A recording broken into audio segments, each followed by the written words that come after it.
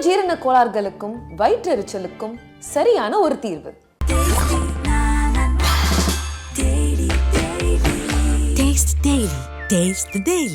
Sir, code படம் release ஆனதுல இருந்தே எஸ்கேவோட cameo role வச்சுதான் என்ன சொல்றாங்கன்னா, விஜய் அவரை கலையுலக வாரிசாவே அறிவிச்சிட்டாரு அப்படின்னு சொல்றாங்க. இப்போ வெங்கட் பிரபுக்கு ஒரு தேவை இருக்கு. சிவகார்த்திகேயனை நம்ம கூல் பண்ணணும். சிவகார்த்திகேயன் இருக்கிற பிஸிக்கு அவர் உடனே டேட்டு கொடுக்கறதுங்கிறது ரொம்ப கஷ்டம். ஸோ அப்போ இப்படி ஒரு டயலாக்கை அவர் வைக்கிறாரு. ஆக மொத்தம் அவருடைய சுயநலத்துக்காக அவர் ஒன்று செய்கிறாரு.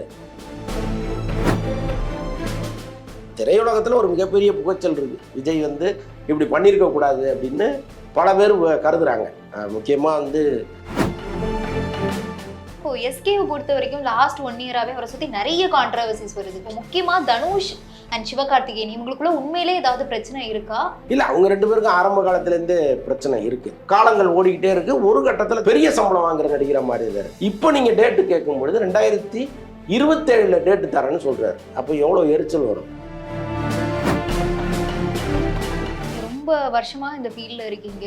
ஆனா யோகி பாபுவோட விஷயம் வந்த போது குப்பை அப்படிங்கிற ஒரு வார்த்தையை டக்குன்னு பயன்படுத்தின மாதிரி தெரியுது. இல்லை, அது குப்பைன்றது நீங்க நல்லா யோசிச்சு பாருங்க. விஜயோட அரசியல் நகர்வு எப்படி இருக்கும்? அவர் அரசியலுக்குன்னு போனதுக்கு அப்புறமா மேஜரா அவர்கிட்ட என்னென்ன சேஞ்சஸ்லாம் இருக்கும் நீங்க நினைக்கிறீங்க? ஒரு சேஞ்சஸும் இல்லை. நியாயமா ஒரு அரசியல்வாதி விஜய் இவ்வளவு மதன்னு இருக்கவே கூடாது. அவர் ஒரு மாதிரி தொடை நடங்கி அரசியல்வாதியாக தான் இருக்கார் இந்த நிமிஷம் வரைக்கும்.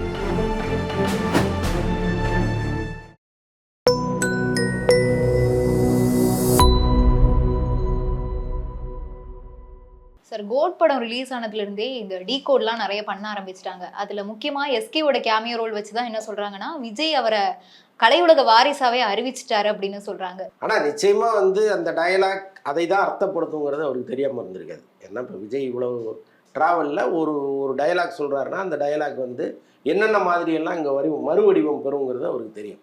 அப்போ அவருடைய துப்பாக்கியை கையில் கொடுத்து நீ பார்த்துக்கோ அப்படின்னு சொல்கிறதுங்கிறது கிட்டத்தட்ட என்னுடைய வாரிசாக அவர் அறிவிக்கிறேன் அப்படிங்கிறது தான் அர்த்தம். அதை ஒரு முழு மனதோட செஞ்சுருக்கிறாரு. அப்போ சிவகார்த்திகேயனோடு அவருக்கு ஏதோ ஒரு வகையில் ஒரு நல்ல நட்பு இருக்குது, அல்லது சிவகார்த்திகேயனை அவர் நம்புகிறார். அடுத்த நம்முடைய இடத்துக்கு வர்றதுக்கு தகுதியான ஆளாக இருப்பாரோ அப்படின்லாம் அவர் நினைக்கிறார். பட் அவர் அதற்கு தகுதியானவராங்கிறது வேற கேள்வி. ஆனால் இவர் அவர் நம்பி இருக்கிறாரு. அதனால தான் அந்த டயலாக் பேசவே முதல்ல ஒத்துட்டு இருந்திருக்கிறாரு. அப்படி ஒரு டயலாக்கை ஏன் வெங்கட் பிரபு வைக்கணும் அப்படின்னா அவருக்கு சில கால்குலேஷன் இருக்குது. அவர் என்னென்னா அடுத்து சிவகார்த்திகேயனை வச்சு படம் பண்ண போகிறார். சிவகார்த்திகேயனை நம்ம கூல் பண்ணணும். அப்போ தான் அவர் இமீடியட்டாக நமக்கு டேட்டு கொடுப்பாரு. ஏன்னா சிவகார்த்திகேயன் இருக்கிற பிஸிக்கு அவர் உடனே டேட்டு கொடுக்கறதுங்கிறது ரொம்ப கஷ்டம். அப்போ வெங்கட் பிரபு படத்துக்கு உடனே தேதி கொடுக்கணும்னா இவர் அவரை கூல் பண்ணி ஆகணும். ஸோ அப்போ இப்படி ஒரு டயலாக்கை அவர் வைக்கிறாரு. ஆக மொத்தம் அவருடைய சுயநலத்துக்காக அவர் ஒன்று செய்கிறாரு. இது ஏதோ படத்தில் வர்ற டயலாக்கு, இது ஏன் இவ்வளோ தூரம் பேச வேண்டிய அவசியம் இருக்குது அப்படின்னு மற்றவர்கள் கேட்கலாம். ஆனால் இந்த சினிமாவை பொறுத்தளவுக்கு சினிமாவும் சரி அரசியலும் சரி எல்லாமே குறியீடுகள் தான். ஒரு சின்ன சின்ன விஷயத்தில் கூட ஒரு பின்னாடி வேற ஒரு அர்த்தம் இருக்குது அப்படிங்கிறத பலமுறை நாம் பார்த்துருக்கோம். ஸோ அதனால் ஏதோ திட்டமிட்ட விஷயந்தான் அது. விக்ரமும் சூர்யாவும் அவருடைய சமகால நடிகர்கள். அவங்க மார்க்கெட்டு ஏறுறது இறங்குறது அதெல்லாம் அவங்களுடைய தனிப்பட்ட திறமையை பொறுத்த விஷயம். ஆனால் யார் துணையும் இல்லாமல் ஒருத்தர் சிவகார்த்திகேயன்கிற ஒரு நபர் சினிமா பின்புலம் இல்லாமல் இங்கே போராடி மெல்ல மெல்ல கஷ்டப்பட்டு ஒரு இடத்துக்கு வந்துட்டார். அப்போ இவருக்கே அவரை தோணிருக்கு, ஏதோ ஒன்று நம்ம அவருக்கு ஹெல்ப் பண்ணுவோம், வரட்டுமே அவரு அப்படின்னு நினைச்சிருக்கலாம். ஆனால் திரையுலகத்தில் ஒரு மிகப்பெரிய புகைச்சல் இருக்கு. விஜய் இப்படி பண்ணியிருக்க கூடாது அப்படின்னு பல பேர் கருதுறாங்க. முக்கியமாக சிம்பு தனுஷ் போன்றவர்கள்லாம் இது ஏன் அவர் பண்ணாரு, ஒருத்தரை பைபாஸில் கொண்டு உட்கார வைக்கிறது தானே. நீங்கள் எப்போவுமே ஓட்டப்பந்தயம் நீங்கள் முழு சுற்றையும் நீங்கள் முடிக்கணும். திடீர்னு ஒருத்தரை குறுக்க கொண்டு குறுக்கால ஓட விட்டு இவர் தான் முதலிடத்தில் வந்தாருன்னு சொல்வதுங்கிறது ஏற்றுக்கொள்ள முடியாத விஷயம். இன்னைக்கு விஜய்க்கு இருக்கிற ஃபேன் ஃபாலோவர்ஸு ஒரு மிகப்பெரிய கூட்டம். நம்ம அண்ணனே சொல்லிட்டாரு, நம்ம சிவகார்த்திகேயன் ஆதரிப்போம்னு இறங்குனாங்கன்னு வைங்க. இப்போ எவ்வளோ பெரிய மாஸ் ஹீரோவாக மாறுவார் சிவகார்த்திகேயன். ஸோ அதெல்லாம் ஒரு சரியான விஷயம் இல்லைங்கிறது தான் மற்றவர்கள் பார்வையாக இருக்குது. ஓகே, ஆனால் இப்போ எஸ்கேவை பொறுத்த வரைக்கும் லாஸ்ட் 1 இயராகவே அவரை சுற்றி நிறைய கான்ட்ரவர்சிஸ் வருது. ஸோ இப்போ முக்கியமாக தனுஷ் அண்ட் சிவகார்த்திகேயன் இவங்களுக்குள்ள உண்மையிலே ஏதாவது பிரச்சனை இருக்கா? இல்லை, அவங்க 2 பேருக்கும் ஆரம்ப காலத்துலேருந்தே பிரச்சனை இருக்குது. ஆக்சுவலாக தனுஷ் சிவகார்த்திகேயன் லைஃப்பில் மிக முக்கியமான ஒரு நபராக இருந்திருக்கிறாரு. ரொம்ப ஆரம்ப காலங்களில் இவரை வச்சு படம் எல்லாம் பண்ணியிருக்காரு. அந்த படத்துக்கு அவ்வளோ செலவு பண்ணியிருக்காரு. ஓகே. சிவகார்த்திகேயன் வந்து ஒரு வளர்ந்து வர்ற ஹீரோ தானே, எதுக்கு இந்த படத்துக்கு இவ்வளோ பட்ஜெட் ஒதுக்கணும் அப்படின்னு அவர் நினச்சிருந்தா ஒரு ஆவரேஜ் படமாகவே அது வந்துட்டு போயிருக்கும். ஆனாலும் அந்த படத்தில் அவர் வந்து நிறைய ஹைப்பை ஏற்றுறாரு, அவரே கேமியோ பண்ணுறாரு. ஸோ இந்த மாதிரி விஷயங்கள்லாம் பண்ணி கொடுக்குறாரு. அப்போ வந்து இவர் இவர் இவ்வளோ வேகமாக வளர்வது அவருக்கு நிச்சயமாக கண்ணை உறுத்தும். ஏன்னா சினிமாவில் வந்து வளர்ச்சிங்கிறது டக்குன்னு நடந்துடும், அது வேற. ஆனால் தன்னை விட அதிகமாக சம்பளம் வாங்குற ஒரு இடத்துக்கு இன்னைக்கு நாம் வளர்த்து விட்ட பையன் வராருங்கிற ஒரு எரிச்சல் ஆட்டோமேட்டிக்காக வரும்ல. ஸோ அதெல்லாம் சேர்ந்து தான் இவருக்கு ஒரு எரிச்சல் அவர் மீது இருக்குது. அதை வந்து பல பேட்டிகளில் அவர் வெளிப்படுத்தியிருக்கிறார். அரசல் புரசலாக சொல்லுவார், இது ஒரு பெரிய கூட்டம், இப்போ யாரும் யாரையும் கவுத்து விட்டுற முடியாது, ஆனால் தவறான செய்திகளை உருவாக்கலாம்.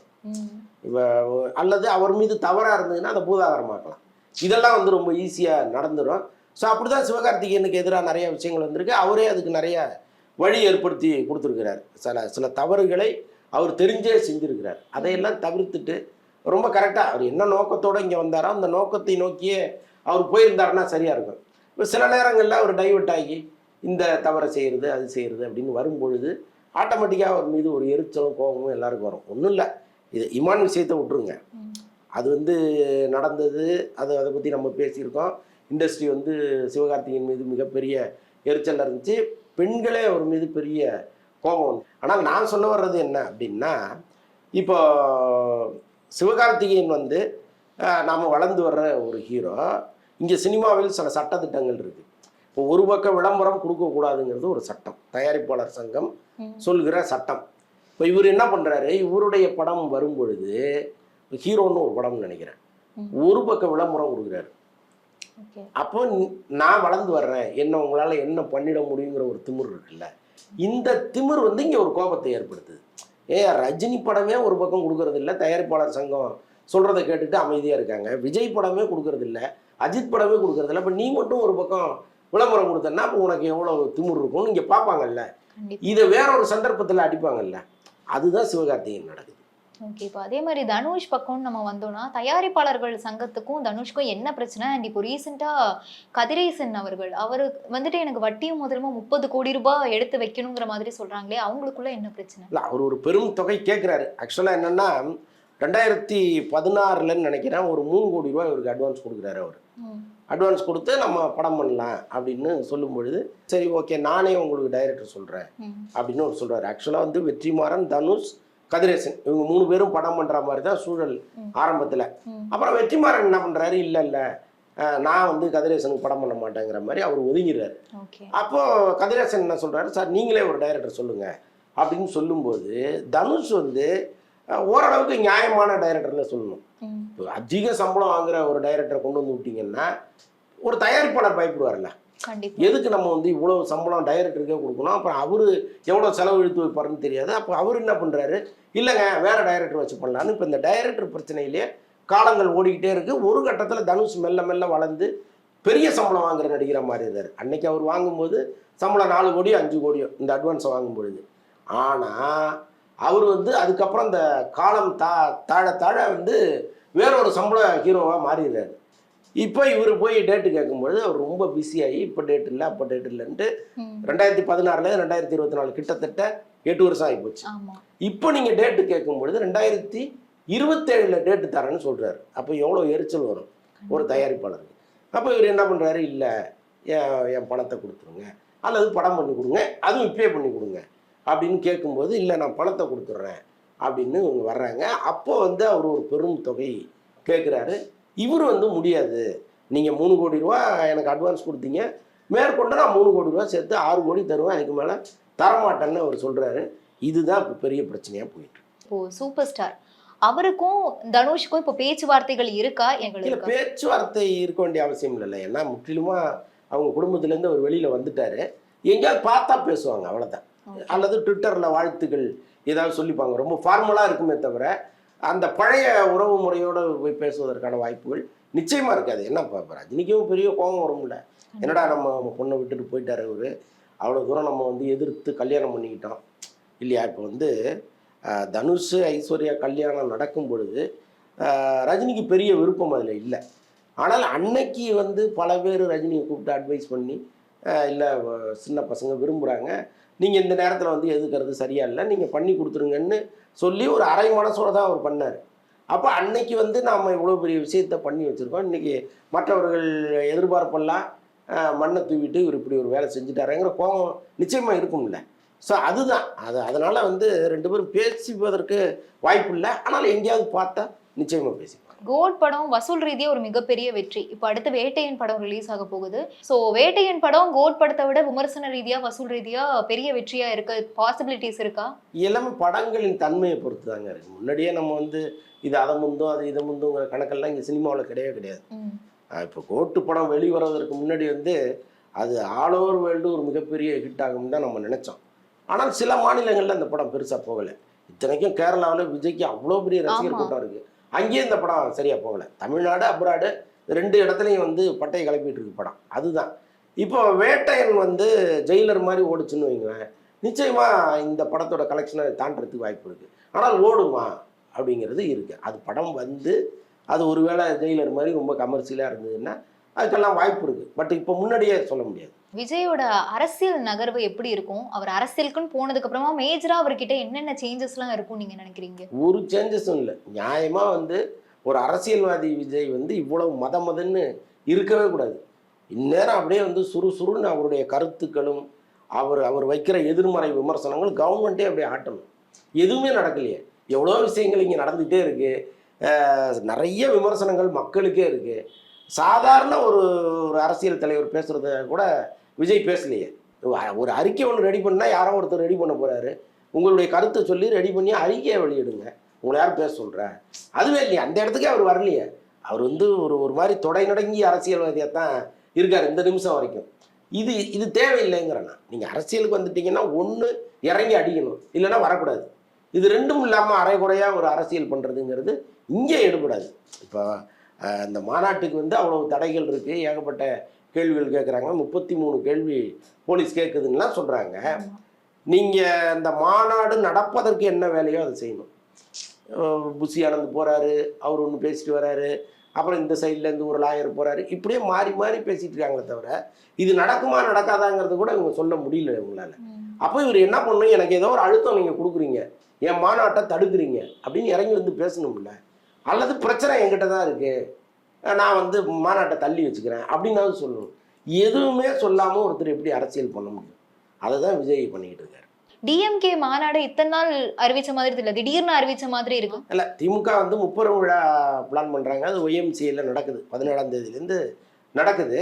ஆக்சுவலாக வந்து திமுக அமைச்சர்கள் பல இடங்களில் பேசுகிறத வச்சு பார்க்கும் பொழுது விஜயினுடைய வரவை வந்து அவங்க கொஞ்சம் அலர்ஜியாக தான் பார்க்குறாங்க.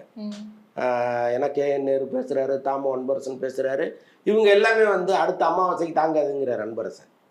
யார் கட்சி ஆரம்பித்தாலும் ஒரு அமாவாசை தான், அடுத்த அமாவாசை தாங்க மாட்டாங்க அப்படின்லாம் சொல்கிறாரு அவர்.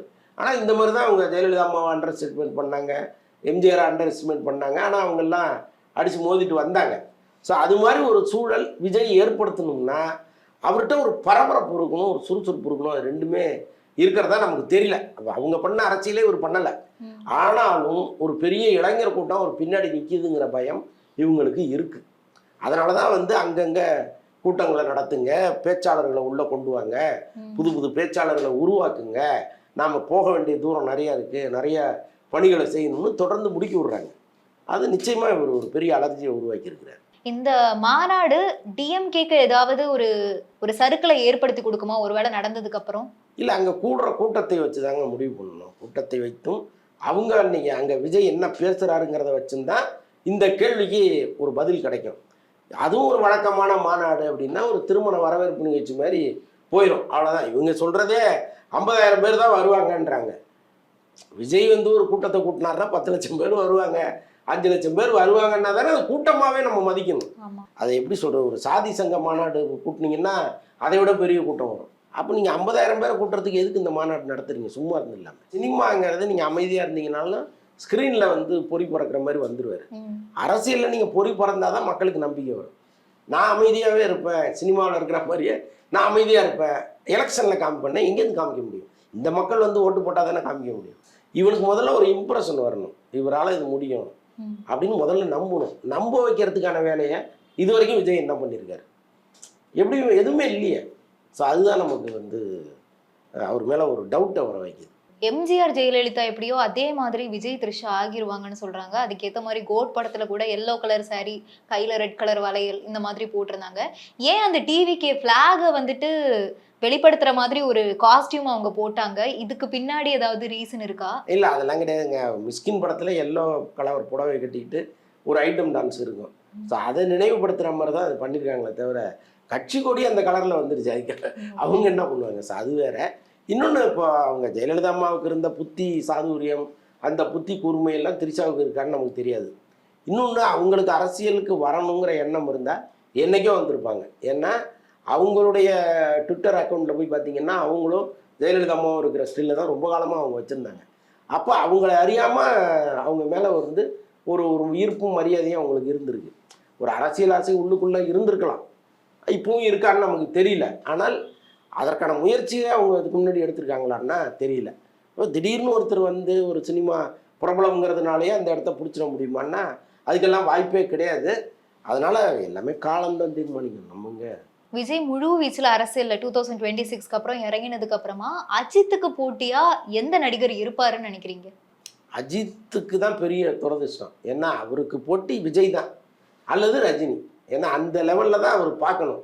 அவருக்கு போட்டியாக சிவகார்த்திகேயன் இருப்பாரா, சூர்யா இருப்பாரான்னா அதை விட ஒரு வருத்தம் அஜித்துக்கு வேறு எதுவும் இருக்க போகிறதில்ல. ஆனால் அவர் இடத்துல ஒரு தனிக்காட்டு ராஜாவாக இருப்பார். போட்டி இல்லாத ஒரு இடத்துல அவர் இருப்பார். தொடர்ந்து படங்கள் கதை கேட்குறாரு, அடுத்தடுத்த டைரக்டர்களை கமிட் பண்ணி வச்சுருக்காரு. அரசியல் என்ன அவர் இந்த காலத்துலேயும் வரப்போகிறதில்ல. பட் ரேஸு துபாய் மாதிரி ஒரு அமைதியான ஒரு நாட்டில், எந்த கிரைம் இல்லாத ஒரு நாட்டில் இருக்கணும்னு அவர் விரும்பியிருக்கலாம். ஸோ அங்கே 2 வீடு வேறு வாங்கி வச்சுருக்கிறாரு. ஸோ அதனால் அப்படிலாம் எண்ணங்கள் இருக்கலாம். பட் சினிமா விட்டு போவாரன்னா போகிறதுக்கு வாய்ப்பு கிடையாது. விஜய்க்கு எப்போ ஃபர்ஸ்டா இந்த அரசியல் ஆசை வந்ததுன்னு நீங்க நினைக்கிறீங்க? இல்லை அவங்க அப்பா அவரை மெல்ல மெல்ல அப்பையிலேருந்தே உருவாக்கிட்டார். முதல்ல ஒரு 2-3 படம் அவர் வந்து அப்படி ஓட ஆரம்பித்ததுலேருந்தே அவர் வந்து ஒரு அரசியல் ரீதியாக அந்த நோட்டு புத்தகங்களில் ஒரு ஃபோட்டோவை போட்டு ஸ்கூலுகளுக்கு அனுப்புறது.